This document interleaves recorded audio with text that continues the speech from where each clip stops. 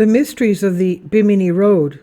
It's ancient, it's underwater, and it looks to be constructed. It's artificial, it's not a natural formation. If the Bimini Road is artificial, it would be startlingly old, but most researchers believe the structure is a naturally occurring geological formation. Does that look like it to you? Obviously not. The Bimini Road, often referred to as the Bimini Wall, is an underwater rock formation near Bimini Island in the Bahamas. It's around half a mile long and runs from the northeast to the southwest in a linear fashion. It looks to have been composed of roughly rectangular limestone rocks and resembles a pavement when looked at from atop, because despite its location, the Bimini Road looks like nothing so much as a man-made thoroughfare.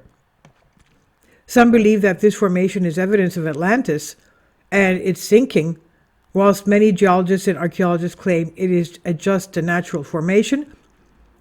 While observing the feature, it's hard not to see it is a wall, road, breakwater, or pier. However, there is little to no credible evidence that it exists through Atlantean design. As with many people who believe the Greek mythological explanation of Atlantis, people will argue that this is just the evidence that is required. However, is it an underwater passage to Atlantis or just a formation of rocks? The discovery. In 1968, September 1st, Joseph Valentine, Jacques Maillot, and Robert Angove came across a structure that they described as a pavement while diving in only 18 feet of water. That's 5.5 meters in the Bahamas.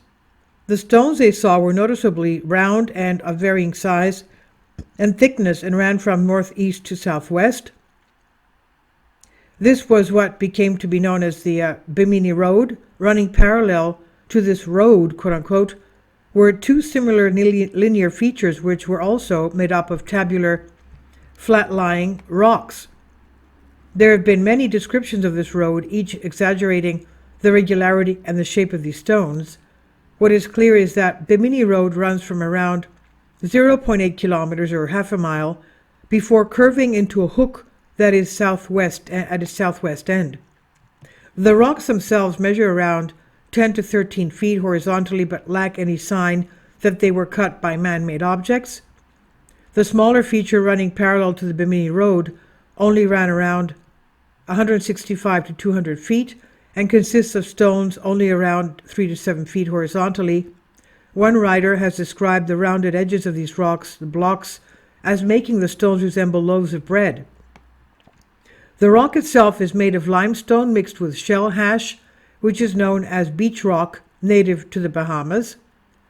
The rounded nature of the rocks show that a large amount of the rock has been eroded by biological processes. The amount that these stones have been eroded has left many geologists and archaeologists to conclude that this is highly unlikely that any surface features like tool marks or inscriptions would have survived.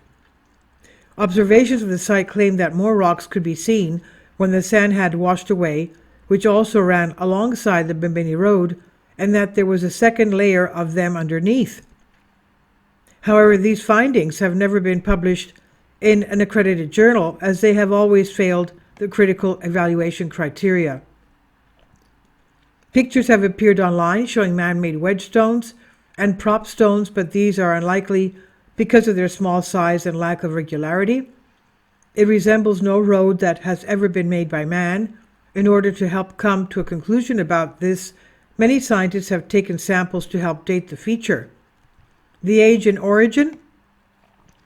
Various techniques have been used in an attempt to get an accurate date for the stones. Most of them popular, radiocarbon dating and uranium-thorium dating, have been used. And due to the fact that there were shells embedded in the rock, the shells dated older than the rock. The shells gave a date of about 3,500 years.